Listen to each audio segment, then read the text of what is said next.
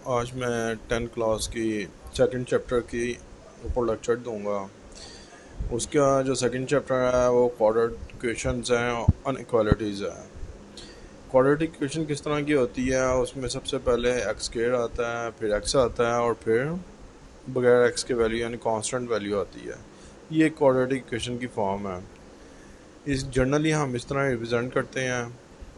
और आगे देखें तो हम उसकी मेथड बता रहा है, सोल्यूशन कैसे निकाला जा सकता है क्वाड्रेटिक इक्वेशन का। पहला मेथड उसने फैक्टराइजेशन का कहता है। फैक्टराइजेशन ये है कि पेयर्स बना लेते हैं और उसको फिर बाद में सॉल्व कर लेते हैं। जैसे ये है, मैं इसको पहले सीधा करूँगा, यानी ये जो फ्रैक्शन है उसकी ख़त्म करूँगा, या 3 से होल इक्वेशन को मल्टीप्लाई कर दूँगा जैसे उसने किया है। उसके बाद क्या करूँगा, कांस्टेंट जो 6 है उसको उठा के इस साइड पे लेके आऊँगा और फिर इसके पेयर्स बनाऊँगा। पहले 6 को 3 से मल्टीप्लाई करूँगा, 6 3 सा क्या बनेंगे 18 के फैक्टर करूँगा। फैक्टर बनाने के बाद दो पेयर्स आ गए मेरे पास, 9 और 2। एक चीज़ बात ध्यान में उठा लें, अगर x की पावर 2 है तो इसके दो सोल्यूशन ही बनेंगे। अगर x की पावर 3 होता तो उसके तीन सोल्यूशन होने थे। अगर 4 होता है तो 4 सोल्यूशन होने थे। यहाँ पे 2 है तो दो ही सोल्यूशन बनेंगे, ये आपको जहन में होना चाहिए। इसके बाद नेक्स्ट आगे देखें तो कुछ इस तरह की पोजीशन है कि इन दोनों में से कॉमन निकाल लिया हमने, इन दोनों में से, और इन दोनों में से जब कॉमन निकाल लेंगे तो बकाया जो वैल्यूज़ रह जाएगी हमारे पास वो ये बचेगी। यानी इन दोनों में से 3x कॉमन आया और इसमें से -2 कॉमन आया। अंदर देखें x+3 और x+3 दोनों सेम है और वो लिख दिए जाएंगे। 3x - 2 वो आगे लिख दिया जाएगा और इक्वल टू 0 है। नो इफ़ इधर ऑफ द फैक्टर कहता है यहाँ दोनों में से इतने दोनों फैक्टर जो से हैं वो ये आ गए हैं। ये असल में प्रोडक्ट आए हैं जिनको मल्टीप्लाई करके हम ये वाली इक्वेशन हासिल कर सकते हैं या ये वाली कर सकते हैं। सोल्यूशन निकालने के लिए या तो ये ज़ीरो के इक्वल होगा या ये ज़ीरो के इक्वल होगा, दोनों में से एक को ज़ीरो के इक्वल होना ही होना है। लिहाजा हम दोनों को ज़ीरो के इक्वल पुट करेंगे और x की वैल्यू फाइंड करेंगे। एक से x की वैल्यू -3 आई है, दूसरे से 2/3 आई है। इस तरह हमारा सोल्यूशन सेट जो बना है वो कुछ इस किस्म का बन गया है। सेकंड मेथड है, उसने कहता है ये दे दिए इक्वेशन जो फैक्टराइजेशन क्वाड्रेटिक फॉर्म में तो नहीं है, लेकिन ये है कि उसको पहले हम क्वाड्रेटिक फॉर्म में लेके आएंगे और उसके बाद फिर आगे सॉल्व करेंगे। यानी अब उसने क्या किया है, एलसीएम लिया और एलसीएम से पूरी इक्वेशन को मल्टीप्लाई कर दिया है। यहाँ पे 2x से मल्टीप्लाई हुआ तो 2x 2 से कैंसिल हो गए। यहाँ पे 2x से मल्टीप्लाई होगा तो x से कैंसिल हो जाएगा। बकाया जो भी वैल्यूज़ आएंगी वो कुछ इस तरह बन जाएंगी। अब ये सारी वैल्यूज़ एक साइड पे उसने इकट्ठी कर ली हैं। इकट्ठी करने के बाद क्या आया, हमारे पास ये चीज़ बन गई है। आमतौर पे जो हम एक्स स्क्वायर की वैल्यू है उसको पॉजिटिव कंसीडर करते हैं या लेते हैं, ताकि बकाया वैल्यूज़ में अगर प्लस माइनस आ जाए तो मसला नहीं होता। लेकिन इसके साथ माइनस आ जाए तो फिर आपको सॉल्व करने में थोड़ी सी परेशानी होगी। अदरवाइज़ इसको कोशिश की जाती है पॉजिटिव लिया जाए ताकि आसानी से हल हो जाए। इसी तरह सेम प्रोसीजर है उसका जिस तरह हमने पीछे हल किया था, बिल्कुल वही पोजीशन है। और हमने दो फैक्टर हासिल कर लिए हैं। दो फैक्टर्स को, उन दोनों को हमने अलग अलग ज़ीरो के इक्वल पुट किया और सोल्यूशन सेट निकाल लिया। अब इसमें देखें, इसमें भी वही पोजीशन है। कहता है ये है कंप्लीट स्क्वायर्ड मेथड से यूज़ करना। अब हमारा दूसरा मेथड यूज़ हो गया। एक चीज़ और मैं आपको बता दूं, यहाँ पे ये फैक्टर कैसे हासिल हुए हैं आपको ये मैं रिपीट कर देता हूँ। लास्ट टाइम भी मैंने मेंशन किया हुआ था बहरहाल, लेकिन ये मैं आपको रिपीट कर देता हूँ फैक्टर कैसे आए हैं। हासिल करने के लिए हमें सबसे पहले इन दोनों को आपस में मल्टीप्लाई करना है। जो हमारे पास बनता है कुछ इस तरह है कि 24 है।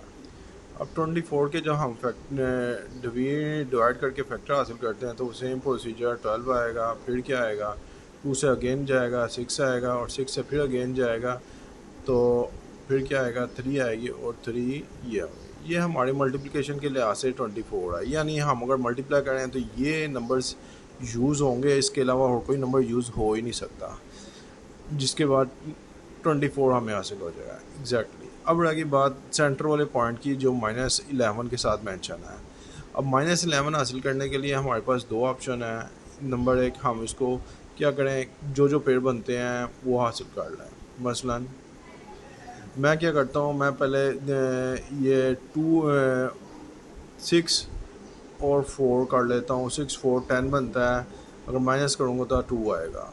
ये आपको देखना पड़ेगा, इन दोनों को मल्टीप्लाई करके कि दो दो पेड़ हासिल करने हैं, उनको प्लस करने पे हमारे पास ये वैल्यू -11 आता है कि नहीं आता। इसी तरीके से उसने -8 और -3 ली है वैल्यूज़, इन दोनों को ऐड करने पे -11 तो आता है और मल्टीप्लाई करने पे +24 आता है, जो हमारे पास एग्जैक्ट वैल्यू है। हमारे पास मल्टीप्लिकेशन के लिहाज से कौन सी वैल्यू आनी चाहिए, वो आनी चाहिए जनाब साहब 24, जो इन नंबर्स को मल्टीप्लाई करने से आ जाती है। लेकिन ऐड करने पे हमारे पास कौन सी वैल्यू आनी चाहिए, वो -11 आना चाहिए। ये +24 है, -11 आना चाहिए। ये दोनों वैल्यूज़ आपके जहन में हों कि कौन सी वैल्यूज़ किस हिसाब से होगी, तो आप जो उनसे ना इस क्वेश्चन को फैक्टराइजेशन मेथड को इजीली सॉल्व कर सकते हैं। फैक्टर बनाने हैं, मैं फिर रिपीट कर रहा हूँ, फैक्टर बनाने हैं, फैक्टर बना के दो दो पेयर्स हासिल करने हैं।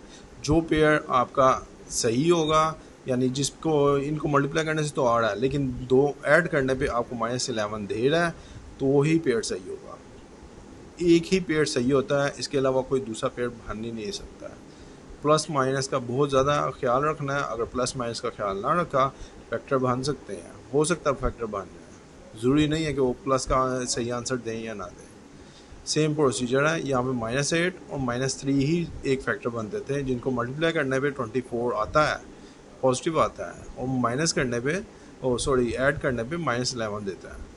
फिर उसके बाद ने फर्दर जो सा उसमें से कॉमन निकाली हैं चीज़ें, और x-4 बिल्कुल सेम इक्वल आनी चाहिए, सेम वैल्यूज़ होंगी फिर सही रहेगा, अदरवाइज ये सवाल नहीं सही रहेगा।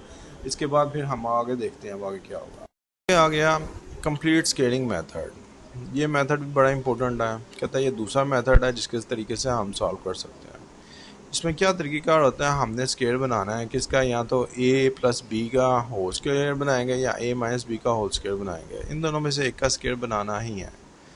अब हम क्या करते हैं, यहाँ पे ये लिखी हुई है इक्वेशन, जो सोल्यूशन जिसका हमने फाइंड करना है। पहले हम x वाली वैल्यूज़ को इकट्ठी कर लेते हैं, जैसे यहाँ पे कर लिया।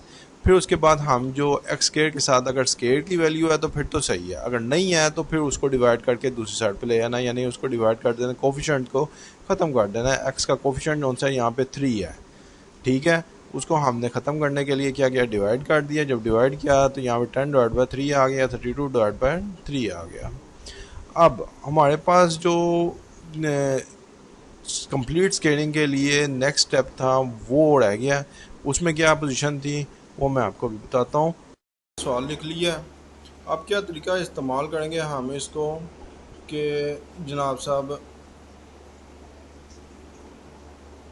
यहाँ पे हमने फार्मूला बनाना है किसका, पहले तो आ गया x का स्केयर, उसके बाद आएगा बेसिकली ये फार्मूला ये है a + b का होल स्केयर। वो किसके इक्वल हो सकता है, वो हमारा इक्वल होगा जनाब साहब a square + b square + 2ab। यहाँ पे हमें a स्केयर की जगह पे x स्केयर मिलता है, b स्केयर बिल्कुल नहीं है यहाँ पे, और 2ab की जगह पे हमें सिर्फ x मिल रहा है। 2 भी कोई नहीं है फार्मूले का। अब 2 फार्मूले का हम अपनी मर्ज़ी से ऐड करेंगे, जिस चीज़ से ऐड करना है उसी से ही डिवाइड करना पड़ेगा हमें, ताकि स्टेटमेंट में कोई फ़र्क ना पड़े, बाकी सारी चीज़ें वैसे की वैसे ही रहेंगी। इसके बाद क्या होगा कि ये जो चीज़ आ गई है b की जगह पे, 2 फार्मूले का हमारे पास आ गया मौजूद। a की जगह पे x स्केयर भी है और x भी है 2ab के साथ, और b का जो देखा जाए वो क्या है, खाली 1/2 है b की जगह पे। अब हम क्या करेंगे, हम इसको ये जो सेंटर में 1/2 है इसकी जगह हम इसका स्केयर लेते हैं और दोनों साइडों पे ऐड कर देते हैं, और ये पोजीशन बन जाएगी हमारे सवाल की कुछ।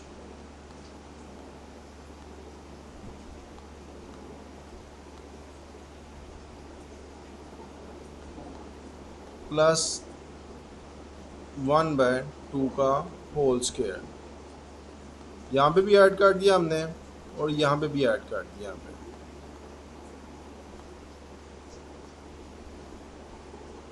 यहाँ पे जब ऐड किया हमने तो हमारे पास कुछ आंसर इस तरह का आ गया कि ये सारा जो है ना ये इकट्ठा हो जाएगा और क्या बना लेगा, ये चीज़ बना लेगा। मैं इसका कलर चेंज कर देता हूँ ताकि आपको ज़्यादा पता लग जाए आसानी से। क्या बना लेगा वो, ये चीज़ बना लेगा, यानी a प्लस बी का होल स्क्वायर। ये सारा इकट्ठा हो गया और यहाँ पे आएगा जनाब साहब, a की जगह पे मुझे x लिखना था, x लिख दिया, और b की जगह पे मुझे 1/2 लिखना था, वो मैंने डाल दिया, प्लस 1/2 का होल स्क्वायर। और इस साइड पे क्या होगा, यहाँ पे 42 के साथ क्या आ जाएगा मेरे पास, 1/4। एलसीएम आ गया 4, 1 वैसे का वैसे ही। 42 को 4 से मल्टीप्लाई कर दे तो क्या आता है, 8 6 1, ये चीज़ आ गई। इसके बाद देखें आगे, हमने इसको ऐड कर लिया तो हमारे पास क्या बनता है, 169 डिवाइड बाई 4। अब स्क्वायर रूट लेंगे दोनों साइड होगा, जब स्क्वायर रूट लेंगे तो हमारे पास आंसर इस तरह का आएगा।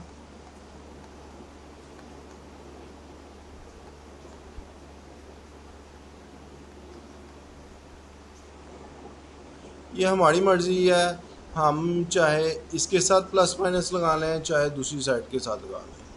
मैं दूसरी साइड के साथ इस्तेमाल करता हूँ आमतौर पे, एक्स को सेपरेट ही रहने देता हूँ।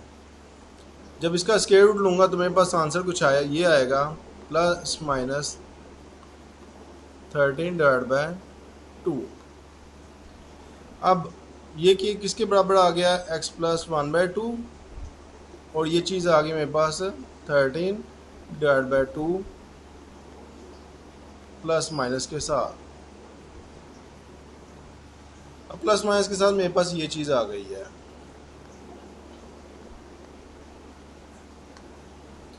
मैं अब क्या करता हूँ, इसके साथ ये वाली वैल्यू को उठा के दूसरी साइड पे ले जाता हूँ और एक और काम करता हूँ, इन दोनों को अलग अलग कर देता हूँ प्लस माइनस को।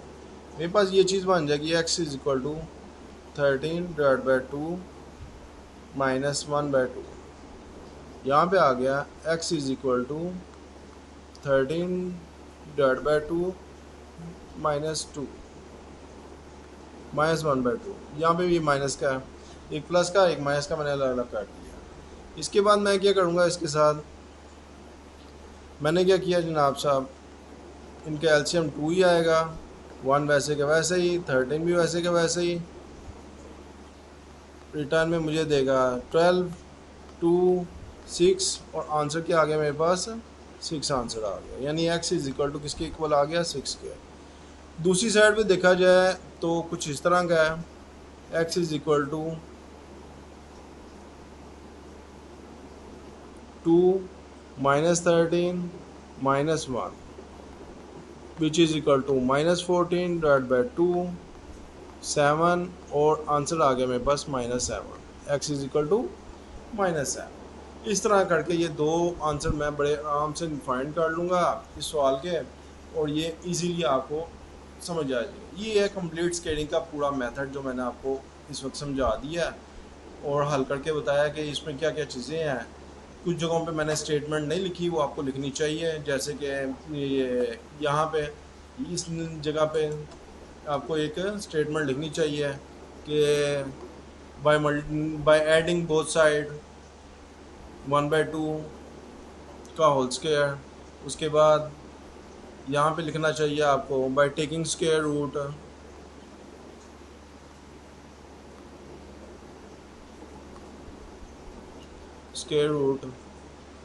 और उसके बाद रिटर्न नेक्स्ट आपको ये चीज़ें सारी आ जाएंगी। ये है तरीक़ेकार इसको मुकम्मल करने का। ये सारे के सारे क्वेश्चन मुकम्मल कर लेंगे, और ये है कंप्लीट स्केलिंग का मेथड। मैंने एक सवाल हल करके आपको सारा समझा दिया। इसके बाद आगे क्वाड्रेटिक फार्मूला है, ये ए है हमारा, ये बी है हमारा, ये सी है हमारा। ए के साथ बी के साथ -5 आएगा, और इसको हम सिंपल उठाएंगे और क्वाड्रेटिक इक्वेशन में पुट कर देंगे और आंसर निकाल देंगे। ये ग्राफिकल मेथड है, ये वाई के इक्वल पुट करेंगे और इसको सॉल्व करके आगे ग्राफ बना लेंगे। बस इतना सा काम है ये, और इस तरह ये हमारी कौन सी एक्सरसाइज है 2.1 मुकम्मल हो जाती है। बाकी इंशाल्लाह नेक्स्ट टाइम से ही। शुक्रिया।